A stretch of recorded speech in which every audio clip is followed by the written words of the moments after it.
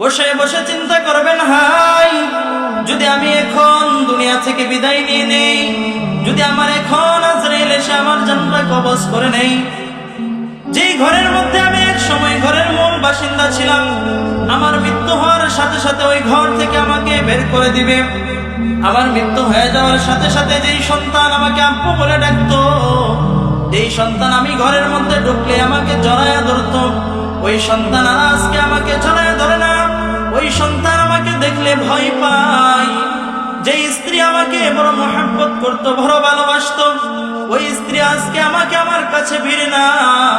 যেই ঘর আমি তিলে তিলে আমার মাথার ঘাম পায়ে ফেলে যেই ঘর আমি তৈরি করলাম, ওই ঘরের মধ্যে এখন আর আমার জায়গা হচ্ছে না। মরণ হয়ে যাওয়ার সাথে সাথেই আপনার আত্মীয় স্বজন গুলো বলবে ঘর থেকে বের করো। যদি রাত্রের 3টা বাজেও মারা যায়, যদি রাত্রের 4টা বাজেও মারা যায়, আমাকে 1 ঘন্টার জন্য ঘরের মধ্যে রাখবে না, আমাকে বারান্দার মধ্যে বের করে দিবে। সকাল হওয়ার আগে আমাকে উঠানের মধ্যে বের করে দিবে। যদি উঠানের মধ্যে বৃষ্টি পড়ে, এরপরে উপরে কয়েক পয়সার সামিয়ানা টানায় আমাকে বের করে দিবে। যেই আত্মীয় স্বজন গুলো আমার কাছে আমার ফোনের মাধ্যমে আসতো, আমার বাড়িতে সে খাবার দাবার করতো, আমার সাথে আনন্দ উল্লাস করতো, ওই আত্মীয় গুলো আজকে আর আমার কাছে আমার ফোনের মাধ্যমে আসবে না। আজকে অন্য কারো ফোনের মাধ্যমে আসবে। এসে আমাকে আর আব্দুল করিম বলে ডাকবে না, আমাকে আর আব্দুল সত্তার বলে ডাকবে না, আমাকে আর আব্দুর রহমান বলে ডাকবে না, আমাকে ডাকবে অমুকের লাশ। এসেই তারা কেউ চলে যাবে বাজারের মধ্যে, কেউ চলে যাবে অমুক বাজারের মধ্যে কাফনের কাপড় আনার জন্য, আবার কেউ চলে যাবে কবরস্থানে কবর খনন করার জন্য, আবার কেউ চলে যাবে বাঁশঝাড়ের মধ্যে বাঁশ কাটার জন্য। কিছুক্ষণের মধ্যে আমার কাফন হয়ে যাবে। কাফন হয়ে যাওয়ার পরে আমার যে চেনা বাড়িটা ছিল, ওই বাড়ি থেকে আমাকে 4 খাটনির উপর বসাইয়া শোয়াইয়া আমাকে আস্তে আস্তে এখান থেকে বের করবে। ঠিক আছে, অন্যান্য দিন যদি আমি কোথাও কষ্ট পাইতাম, আমার আহলিয়া আমাকে জড়ায়া ধইরা কাঁদতো, আমার সন্তান আমাকে জড়ায়া ধইরা কাঁদতো, আমার কলিজার টুকরা ছেলে মেয়ে আমাকে জড়ায়া ধইরা কাঁদতো। কিন্তু আজকে কি হইল? আজকে আর আমার সাথে কেউ বের হয় না। সবাই বাড়ির আওতার মধ্যে থেকেই কান্না করে। আমার সাথে কেউ আর কবরস্থানে যায় না। আমার কাছে কেউ আর আমার সাথে কবরস্থানে গিয়ে কেউ বলে না আমি আমার বাবার লাশের সাথেই বসে থাকবো। ইন্নামাল মুমিনুনা আল্লাযীনা ইযা যুকিরাল্লাহু ওয়াজিলাত কুলুবুহুম ওয়া ইযা তুলিয়াত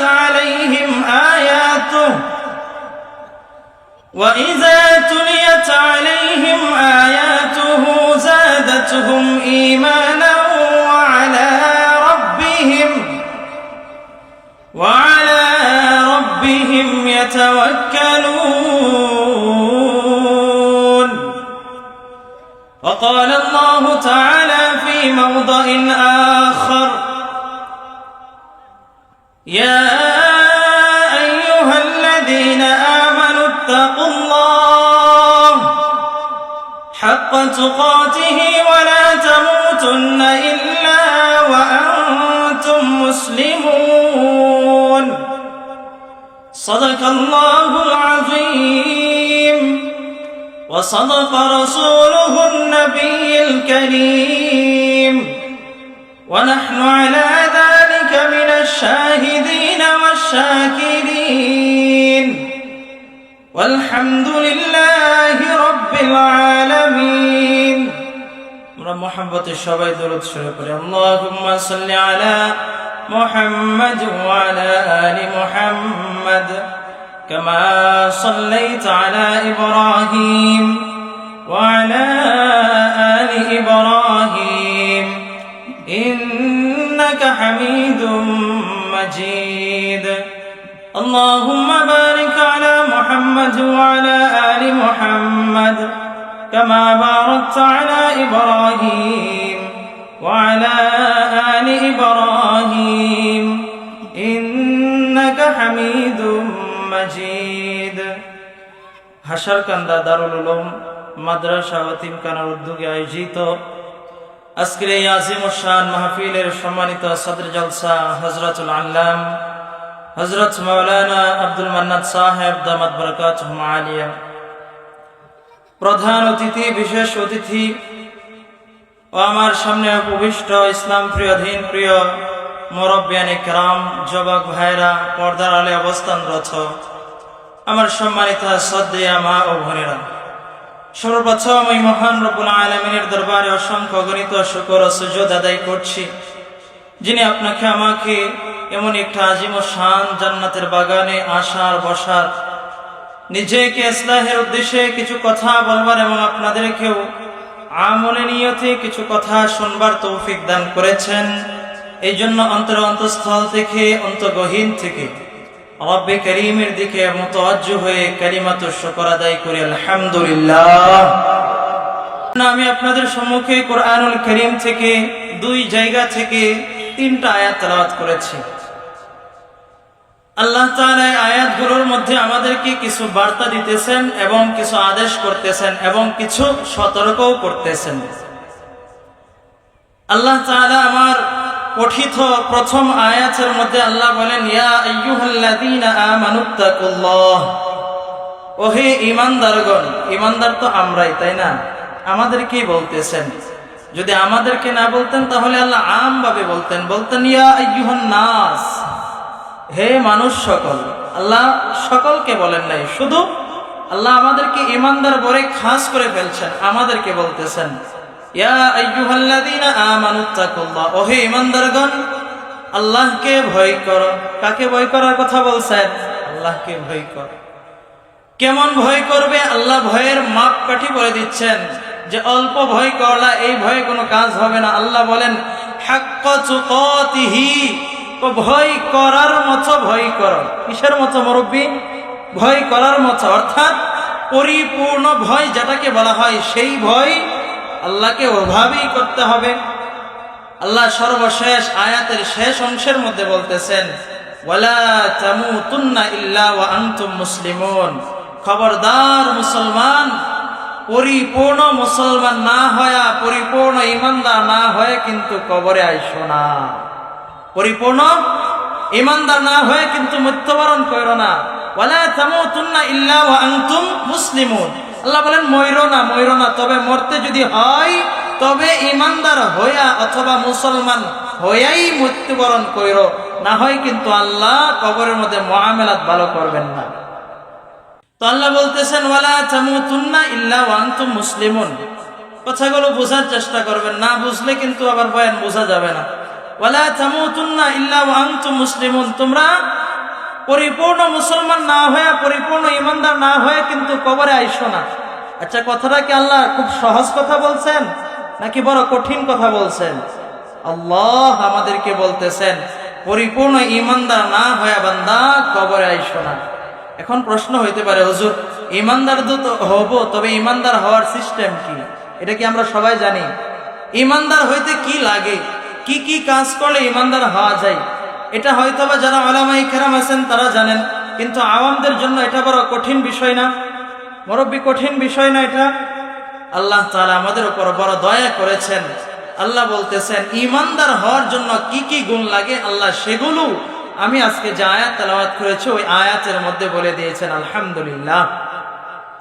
আল্লাহ তাআলা, আমি এখন আপনাদেরকে ঈমানদার হওয়ার কয়েকটা গুণ বর্ণনা করব। কোরআনুল কারীমের আয়াতের মধ্যে সূরাতুল আনফালের 2 থেকে 4 নম্বর আয়াতের মধ্যে আল্লাহ 5টা গুণের কথা বলেছেন।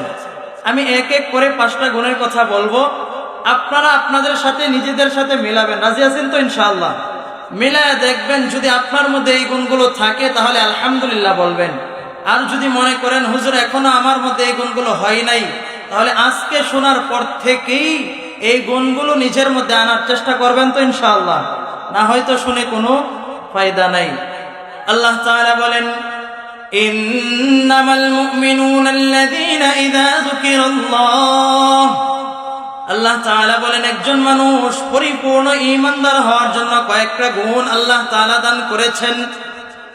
মুমিনের কয়েকটা গুণের মধ্যে 1 নম্বর গুণ হচ্ছে ইন্নামাল মুমিনুনা আল্লাযীনা ইযা যুকিরাল্লাহ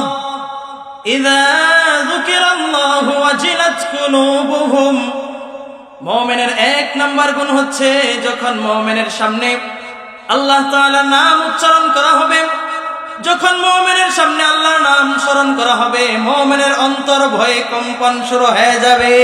সুবহানাল্লাহ। আগে গুণগুলো বলি, এরপরে একটু ব্যাখ্যা করার চেষ্টা করব।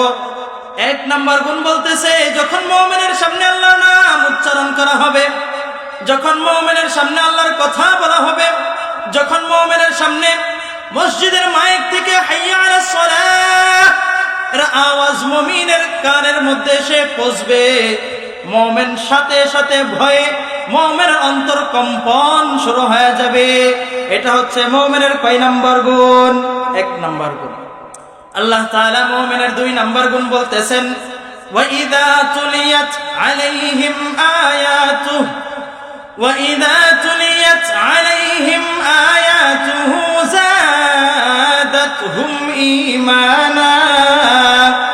আল্লাহ তাআলা মুমিনের দুই নাম্বার গুণ বলতেছেন, ওয়া ইযা তুলিয়াত আলাইহিম, যখন মুমিনের সামনে কুরআনুল কারীমের তেলাওয়াত করা হবে, মুমিনের সামনে যখন কুরআনুল কারীমের তেলাওয়াত করা হবে, আয়াতুহু যাদাতুহুম ঈমানা, মুমিন কুরআনুল কারীমের তেলাওয়াত শুনে মুমিনের অন্তরে ঈমান বাড়তে থাকবে। সুবহানাল্লাহ। এটা মুমিনের দুই নাম্বার গুণ। মুমিনের তিন নাম্বার গুণ হচ্ছে ওয়া আলা রাব্বিহিম ইয়াতাওয়াক্কালুন। মুমিনের তিন নাম্বার গুণ আল্লাহ তাআলা বলেন, মুমিন সর্বদাই সর্বকাজের মধ্যে সর্বহালতের মধ্যে হর হালতের মধ্যে মুমিন তাওয়াক্কুল করবে কার উপর? মুমিন তাওয়াক্কুল করবে কার উপর?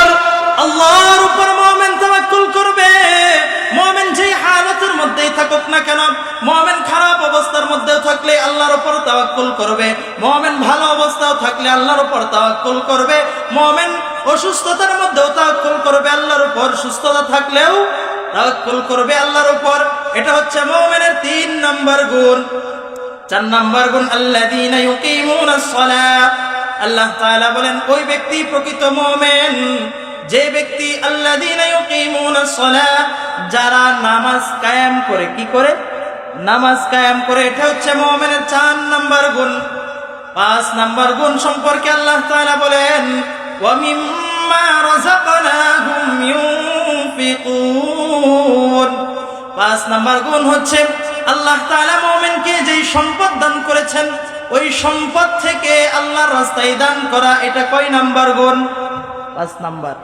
যদি এই পাঁচ গুণ কোন মুসলমানের মধ্যে থাকে সে প্রকৃতপক্ষে কি? মুমিন। আল্লাহ বলেন, উলাইকা হুমুল মুমিনুনা হাক্কান। আল্লাহ তাআলা বলেন এই পাঁচ গুণ যার মধ্যে থাকবে এদেরকে আল্লাহ মুমিন হওয়ার সার্টিফিকেট দিচ্ছেন। সুবহানাল্লাহ।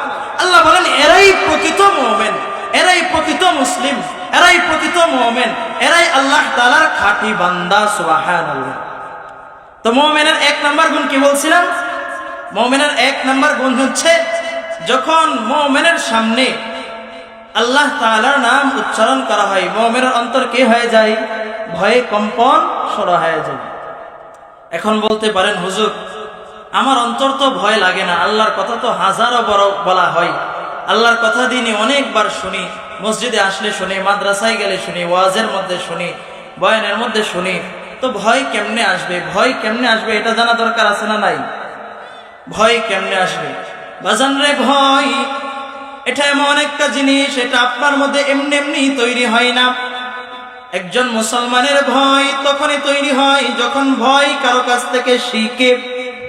মুমিনের ভয় শিখতে হয়, মুমিনের ইসলাহ অন্তরে ইসলাহ করতে হয়। কেমনে ইসলাহ করবেন?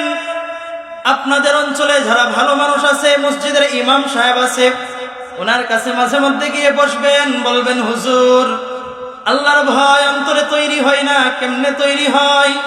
কিভাবে কাজ করলে, কোন কাজ করলে আল্লাহর ভয় তৈরি হবে? একটু যদি আমাদেরকে বলতেন তাহলে ফায়দা হইতো। যদি আপনার বড় লজ্জা হয়, ইমাম সাহেবের কাছে আপনার যাওয়ার মতো যোগ্যতা থাকবে না, অথবা হুজুরের কাছে আপনার যাওয়ার মতো কোনো আপনার জন্য আপনি এটা ভালো মনে করতেছেন না, অথবা হুজুরের কাছে যাওয়া আপনার কাছে ভালো লাগে না, তাহলে আপনার জন্য দুই নাম্বার রাস্তা হচ্ছে একজন মানুষের মধ্যে তখনই পরিপূর্ণ ভয় আসবে যখন সে পরিপূর্ণভাবে অন্তত প্রত্যেক দিন প্রত্যেক নামাজের পরে 10 মিনিট করে মৃত্যুর মুরাকাবা করবে। কিসের মুরাকাবা? মৃত্যুর মুরাকাবা। এখন মৃত্যুর মুরাকাবা কি? আমরা নামাজ আদায় করি তো, যারা যারা নামাজ পড়ি আর যারা যারা পড়ি না তারাও পড়বেন, সামনে আলোচনা আসতেছে। যারা নামাজ পড়ি আপনারা প্রত্যেক দিন নামাজের পরে, যে কোনো নামাজের পরে, বিশেষ করে ফজরের পরে হইতে পারে, ঈশার পরে হইতে পারে, নামাজের পরে অন্তত 10 মিনিট বসে চিন্তা করবেন, হাই এখন যদি আমি মারা যাই আমার কি হালত হবে, আমি কোন বিষয় নিয়ে কি নিয়ে আমি কবরে যাব। আমার তো নিয়ে যাওয়ার মতো কোনো জিনিস আমার নাই, আমি তো নিয়ে যাওয়ার মতো কোনো বিষয় আমার নাই, আমি কি নিয়ে কবরে যাব, আল্লাহর কাছে কেমনে আমি দাঁড়াবো। এমনি চক্ষু দুইটা বন্ধ করে যাই নামাজের মধ্যে বসে যাবেন, বসে বসে চিন্তা করবেন, হাই যদি আমি এখন দুনিয়া থেকে বিদায় নিয়ে নেই, যদি আমার এখন আজরাইল এসে আমার জানটা কবজ করে নেই, যেই ঘরের মধ্যে আমি এক সময় ঘরের মূল বাসিন্দা ছিলাম, আমার মৃত্যু হওয়ার সাথে সাথে ওই ঘর থেকে আমাকে বের করে দিবে। আমার মৃত্যু হয়ে যাওয়ার সাথে সাথে যেই সন্তান আমাকে আব্বু বলে ডাকতো, যেই সন্তান আমি ঘরের মধ্যে ঢুকলে আমাকে জড়ায়া ধরত, ওই সন্তান আর আজকে আমাকে জড়ায়া ধরে না। ওই সন্তান আমাকে দেখলে ভয় পায়। যেই স্ত্রী আমাকে বড় মহব্বত করত, বড় ভালোবাসতো, ওই স্ত্রী আজকে আমাকে আমার কাছে ভিড়ে না। যেই ঘর আমি তিলে তিলে আমার মাথার ঘাম পায়ে ফেলে যেই ঘর আমি তৈরি করলাম, ওই ঘরের মধ্যে এখন আর আমার জায়গা হচ্ছে না।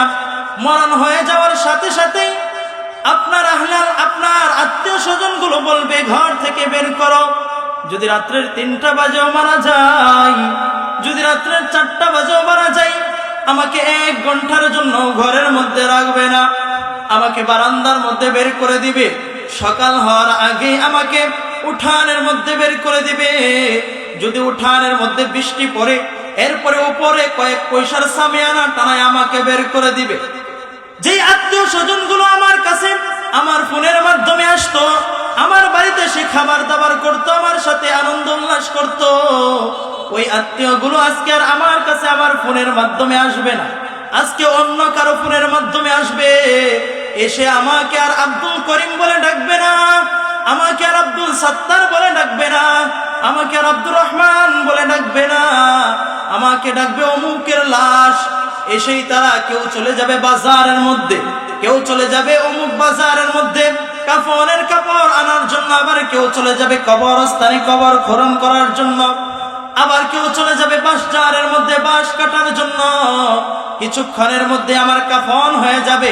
কাফন হয়ে যাওয়ার পরে আমার যে চেনা বাড়িটা ছিল, ওই বাড়ি থেকে আমাকে 4 খাটনির উপর বসাইয়া শোয়াইয়া আমাকে আস্তে আস্তে এখান থেকে বের করবে। ঠিক আছে, অন্যান্য দিন যদি আমি কোথাও কষ্ট পাইতাম, আমার আহলিয়া আমাকে জড়ায়া ধইরা কাঁদতো, আমার সন্তান আমাকে জড়ায়া ধইরা কাঁদতো, আমার কলিজার টুকরা ছেলে মেয়ে আমাকে জড়ায়া ধইরা কাঁদতো।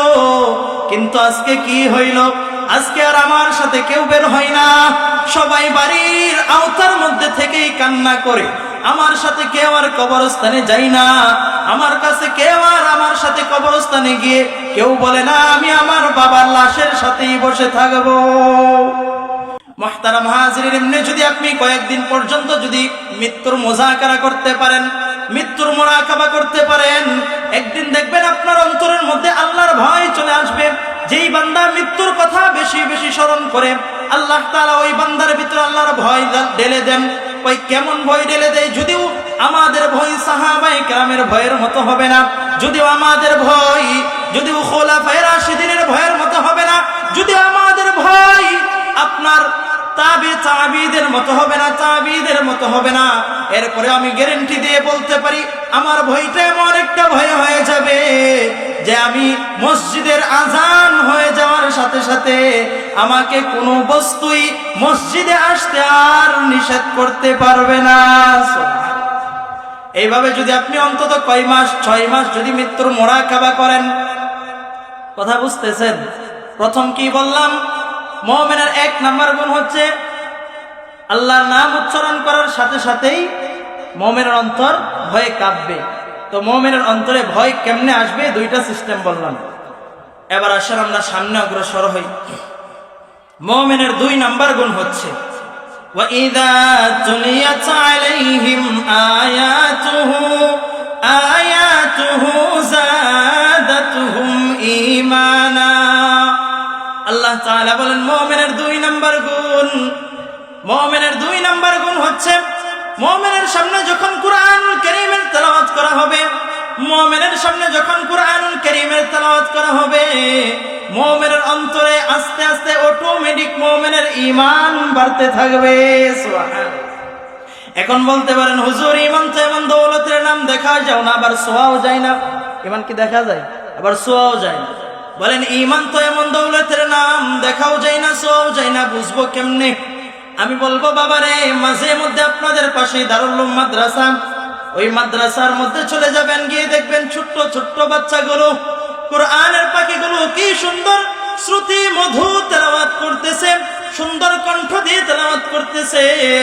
ওদের পাশে মাঝে মধ্যে বসবেন, বসলে যদি মনে হয় আপনার কুরআনুল কারীম তেলাওয়াত শুনতে যদি মনে হয় ভালো লাগে, তাহলে বুঝবেন আপনার অন্তরে আস্তে আস্তে ঈমান বাড়তেছে।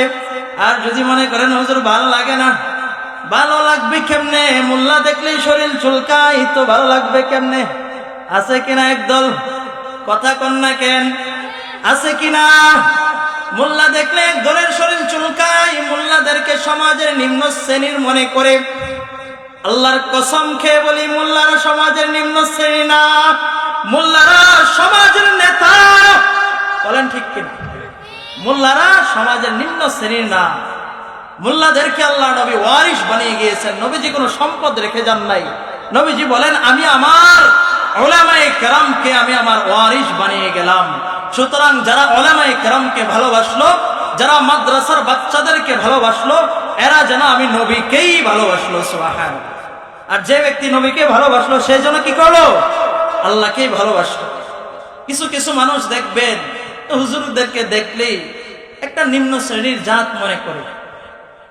বাজান, যদিও দুনিয়াতে আপনারা নিম্ন শ্রেণীর জাত মনে করতে পারেন, কিন্তু কসম খোদার এই মোল্লার জাতি কাল কিয়ামতের ময়দানে, হাসরের ময়দানে রাজত্ব করবে ইনশাআল্লাহ। মাঝে মধ্যে চলে যাবেন, কোথায় চলে যাবেন? মাঝে মধ্যে মসজিদের মধ্যে আসবেন, দেখবেন হুজুর নামাজ পড়াচ্ছে, হুজুরের কাছ থেকে একটু তেলাওয়াত শুনবেন। যদি শোনার পরে দেখবেন মজা লাগে, তাহলে বুঝবেন আপনার ঈমান বাড়তেছে। আর যদি মনে করেন শোনার পরে ভালো লাগে না, তাহলে মনে করবেন আপনার ঈমান ক্ষরণ হচ্ছে, আপনার অন্তরে নেফাকি আছে। যদি তেলাওয়াত মজা লাগে তাহলে কি মনে করবেন? ঈমান বাড়তেছে।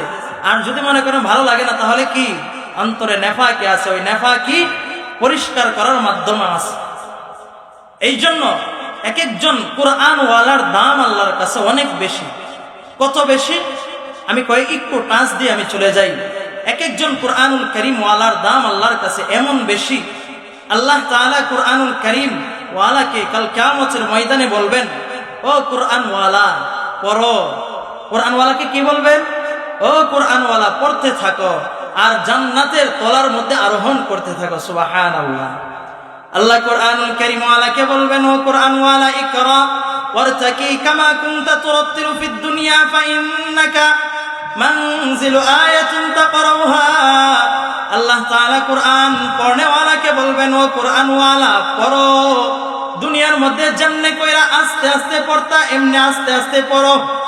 কই তোমার তেলাওয়াত যখন যেখানে গিয়ে ঠেকবে, তোমার জান্নাতের আসনও সেখানে গিয়ে ঠেকবে। সুবহানাল্লাহ। আল্লাহ তাআলা শুধু তাই না, কোরআনুল কারীম ওয়ালাকে কাল কিয়ামতের ময়দানে ডাক দিয়ে বলবেন, ও কোরআন ওয়ালা। আল্লাহ তাআলা কোরআন ওয়ালাকে সুপারিশ করার ক্ষমতা দান করবেন। সুবহানাল্লাহ। কোরআন ওয়ালা এমন ভাবে সুপারিশ করবে, যেই সুপারিশ কারণে জাহান্নাম ওয়াজিব হয়ে গেছিল, এই রকম 10 জন মানুষকে সুপারিশ করে করে কোরআন ওয়ালা জান্নাতে পৌঁছায় দিবে। সুবহানাল্লাহ। মান ক্রাআল কুরআন ফাস্তাযহারাহু ফাহাল্লা হালালাহু ওয়া হাররামা হারামাহু আদখালাহু আল্লাহুল জান্নাহ ওয়া শাফাআহু ফি 10রাতিন ক্বাদ ওয়াজাবাত লাহুন নার। আল্লাহ নবী বলেন, কোরআন ওয়ালাকে বলবে, কোরআন ওয়ালা, ও কোরআন ওয়ালা সুপারিশ করে এমন 10 জন ব্যক্তিকে, যেই 10 জন মানুষের উপর জাহান্নাম ওয়াজিব হয়ে গেছিল, যেই 10 জন জাহান্নাম আবশ্যক হয়ে গেছিল, এমন 10 জন ব্যক্তিকে জান্নাতের মধ্যে নিয়ে যাওয়ার জন্য আল্লাহ সুপারিশের মতো মর্যাদা দান করবেন। সুবহানাল্লাহ। শুধু তাই না, সর্বশেষ কুরআনওয়ালা যখন মারা যাবে, কুরআনওয়ালা যখন মারা যাবে, কবরের মধ্যে কুরআন একটা আকৃতি ধারণ করবে। কোন কোন বর্ণনাতে আসছে একটা পাখির রূপ ধারণ করবে, আবার কোন কোন বর্ণনাতে আসছে একটা মানুষের রূপ ধারণ করবে। যখন কবরে আযাব দেওয়ার জন্য চেষ্টা করবে, ডান দিক থেকে যখন আযাব দিবে, ওই কুরআন ডান দিকের আযাব সরাবে। বাম দিক থেকে যখন আযাব দিবে, বাম দিকের আযাব সরায় দিবে। পিছন দিক থেকে যখন আযাব দেওয়ার জন্য চেষ্টা করবে, পিছন দিকের আযাব প্রতিহত করবে। মাথার দিক থেকে যখন আযাব দেওয়ার চেষ্টা করবে, মাথার দিকের আযাব প্রতিহত করবে। কুরআন কবরওয়ালাকে ডেকে বলবে, ও কবরওয়ালা, দুনিয়াতে তুমি আমাকে বড় কষ্ট করে আমাকে ইয়াদ করেছো, দুনিয়াতে বড় কষ্ট করে আমাকে তুমি তেলাওয়াত করেছো, আজকে তোমার কোনো ভয় নাই, তুমি ঘুমাও। বর্ণনাতে আসছে কুরআনওয়ালা এমন এক ঘুম দিবে, হাসরের ময়দানে যখন ইসরাফিল আলাইহিস সালাতু ওয়াস সালাম সিংহার মধ্যে ফুৎকার লাগাইবেন, সিংহার ফুৎকার আওয়াজ শুনে কুরআনওয়ালা উঠবে। এবার কুরআনওয়ালাকে ওই কুরআন মানুষের আকৃতি ধারণ করে কুরআনওয়ালার হাতের মধ্যে মানুষ ধরে ফেলবে। ওই কুরআন মানুষের হাতের মধ্যে ধরে, কবরওয়ালার হাতের মধ্যে ধরে বলবে, আজকে তোমার কোনো টেনশন নাই, চলো আমার সাথে চলো। পাহাড় আজকে আপনার হাসরের ময়দানের রাস্তাটা বড় সহজ রাস্তা না কঠিন রাস্তা। এক টান দিয়ে আল্লাহ তাআলার দরবারে কুরআনওয়ালাকে উপস্থিত করবে। আল্লাহ তাআলা বলবেন কুরআনওয়ালার কিছু গুনাহ আছে। এবার কুরআনওয়ালা সরাসরি আল্লাহকে বলে ফেলবে, ও মালিক, কুরআনওয়ালার গুনাহ আছে না নাই সেটা আমি বুঝি না, কুরআনওয়ালাকে জান্নাতে দিবা কি দিবা না সেটা বলো। আল্লাহ তাআলা বলবে গুনাহ তো কিছু আছে। আবার কুরআনওয়ালা কুরআন বলবে, মালিক গুনাহ আছে না নাই সেটা বুঝি না, জান্নাত দিবা কিনা সেটা বলো। এক পর্যায়ে কুরআনওয়ালা কুরআন যারা করবে কুরআনওয়ালার জন্য, যারা করতে করতে বলবে, আল্লাহ জান্নাত দিবা কিনা বলো সেটা আমি জানি না, তুমি যদি আমার এই বান্দাকে জান্নাত না দাও, তাহলে আমি যে তোমার কুরআন, আমি যে তোমার কালামুল্লাহ, আমি যে তোমার নাজিলকৃত কুরআন, ও মালিক, তাহলে তুমি এটা অস্বীকার করে বসো। আল্লাহ অস্বীকার করতে পারবে না। আল্লাহ বলবে, যা কুরআনকে জান্নাতের মধ্যে পৌঁছায় দেয়া। এবার কুরআন ওই বান্দাকে জান্নাতের মধ্যে ফুলসিরাত হাসর পার করে জান্নাতের গেটের মধ্যে দিয়ে তারপর আসবে। বলেন তো দেখি কুরআনওয়ালার দাম আছে না নাই? তো মুমিনের 2 নাম্বার গুণ বলছিলাম, ওয়াইদা তুলিয়াত আলাইহিম আয়াতুহু যাদাতুহুম ঈমান। মুমিনের 2 নাম্বার গুণ হচ্ছে যখন কুরআন তেলাওয়াত করবে তখন মুমিনের ঈমান বাড়বে। সময় শেষ। মুমিনের 3 নাম্বার গুণ হচ্ছে ওয়া আলা রাব্বিহিম ইয়াতাওয়াক্কালুন। মুমিন যেই কাজই করবে তাওয়াক্কুল করবে কার উপর? নাকি টাকার উপর? টাকার উপর তাওয়াক্কুল নাকি আল্লাহর উপর? টাকাই মানুষকে বাঁচায় নাকি আল্লাহ বাঁচায়? রোগ হইলে ডাক্তারের উপর তাওয়াক্কুল নাকি আল্লাহর উপর? ডাক্তারই মানুষকে বাঁচায় নাকি আল্লাহ মানুষকে বাঁচায়? 3 নাম্বার গুণ গেল। 4 নাম্বার গুণ আল্লাযীনা ইউকিমুনাস সালাহ। মুমিনের 4 নাম্বার গুণ হচ্ছে মুমিন কি করবে? নামাজ কায়েম করবে। কি করবে? মুরব্বি, নামাজ পড়া এক জিনিস আর নামাজ কায়েম করা এক জিনিস। নামাজ পড়া কি? নামাজ পড়া হচ্ছে আপনি নিজে পড়লেন, আর নামাজ কায়েম করার কথা আল্লাহ বলছেন, কোথাও নামাজ পড়ার কথা বলেন নাই। নামাজ কায়েম মানে আপনি নিজেও পড়লেন, আপনার পরিবারকেও আপনি নামাজ পড়াইলেন। এটার অর্থকে বলা হয় নামাজ কায়েম করা। একটা মেম্বারের জন্য তার ওয়ার্ডের প্রত্যেকটা নাগরিকের নামাজ কায়েম করা এটা মেম্বারের দায়িত্ব।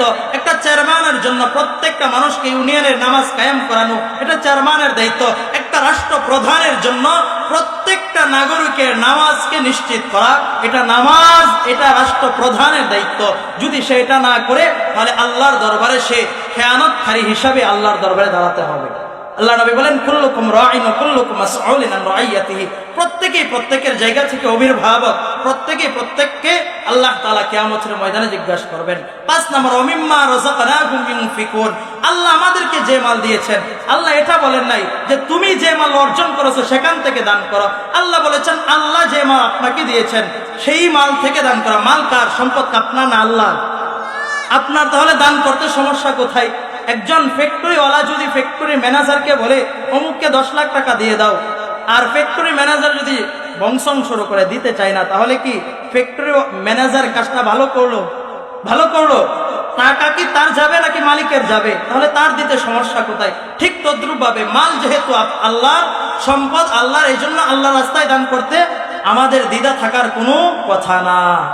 এটা হচ্ছে এটা 5 নাম্বার গুণ। এই 5 গুণ যার মধ্যে থাকবে, আল্লাহ বলেন উলাইকা হুমুল মুমিনুনা হাক্কা, এরাই হচ্ছে কি প্রকৃত মুমিন।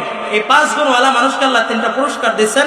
ওই পুরস্কার বলে আমি শেষ করব। আল্লাহ বলেন লাহুম দারাজাতুন ইনদা রাব্বিহিম ওয়া মাগফিরাতুন ওয়া রিজকুন কারীম।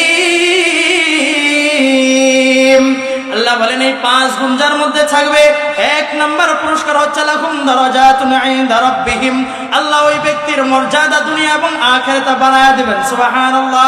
2 নাম্বার ওয়া মাগফিরাতুন, আল্লাহ তাআলা কিয়ামতের ময়দানে maaf করে দিবেন, কবরে maaf করে দিবেন। 4 নাম্বার ওয়া রিজকুন কারীম, আল্লাহ তাআলা ওই ব্যক্তিকে দুনিয়াতে উত্তম রিজিক খাওয়াবেন, হাশরের ময়দানে সম্মানিত রিজিক দান করবেন, সুবহানাল্লাহ বলবেন না? তো এই 5 গুণ আমাদের মধ্যে আনার দরকার আছে না নাই? মুমিনের গুণ কয়টা? 5টা। 1 নাম্বার, যখন কুরআনুল কারীমের তেলাওয়াত করা হবে মুমিনের কি হবে? ঈমান বাড়বে। আল্লাহর কথা স্মরণ করা হইলে মুমিনের ভয়ে অন্তর কাঁপবে। মুমিন কি করবে? তাওয়াক্কুল করবে কার উপর? আল্লাহর উপর। 4 নাম্বার, নামাজ কায়েম করবে। 5 নাম্বার বলেন না? 5 নাম্বার, আল্লাহ যে সম্পদ দিয়েছেন ওই সম্পদ থেকে দান করবে। মুহতারাম হাজিরিন, যদি এই 5টা গুণ আপনার মধ্যে থাকে তাহলে তো আলহামদুলিল্লাহ।